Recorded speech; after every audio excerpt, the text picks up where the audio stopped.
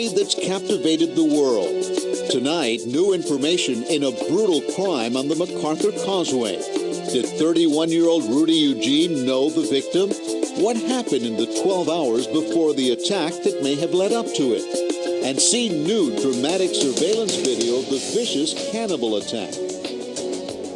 Good evening, I'm Elliot Rodriguez. And I'm Shannon Horry. Since Saturday, we've all wondered what led a 31-year-old man to maul a homeless man's face.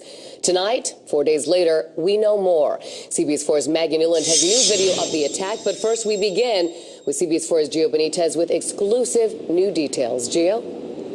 Shannon, according to police sources, these are the final 12 hours of the so-called cannibal's life before police shot him dead.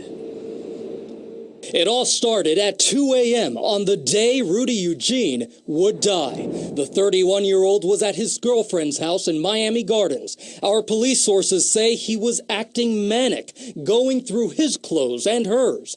Suddenly, he got in his car and drove to his friend's house in the area of 130th Street and Northwest 7th Avenue. According to sources, Eugene stayed there until 6 a.m.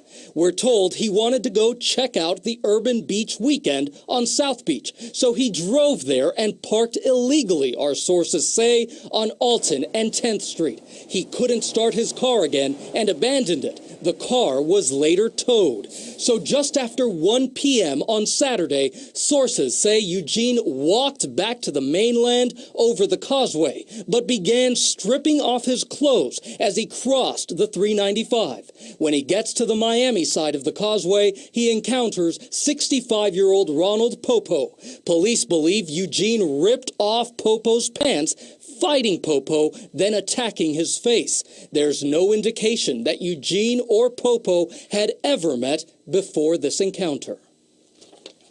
And tonight we've learned that Poppo, of course, is still fighting for his life at the hospital. We have not yet seen Eugene's toxicology report. That won't be ready for the next several weeks. CBS 4's Maggie Newland has new video of the attack. Maggie, what did you learn?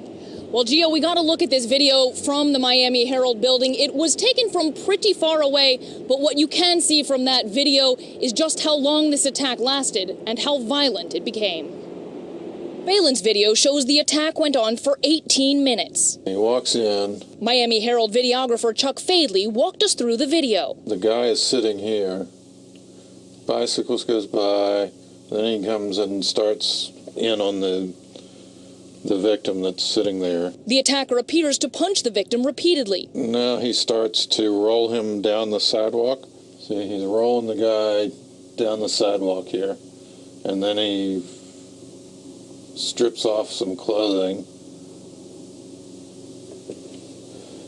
and starts dragging him feet first down the sidewalk even a little further. He also seems to roll the victim violently. You can see his legs in the air. He's flopping him around. Pretty violent struggle. But the guy, at no point that you can see him in the video, does it look like he's fighting back. I mean, he looks like he's bending over the guy at this point. Maybe he's already started chewing on him in here. I can't tell. And he's just barely out of sight there. And he's continuing to attack the guy for the next 15 minutes or so. A couple of moments later, police arrive. You can see an officer get out of his car, take 2 steps backwards, and then you see him pull a gun. When police arrived on the scene, a Miami Herald security guard noticed the commotion and zoomed in on the camera. As fire rescue arrived on the scene, you can see the victim being placed on a backboard and rescue workers place bandages over his head. At one point, you can see him moving his arms before he is rushed to the hospital. The attacker is lying dead on the ground next to him.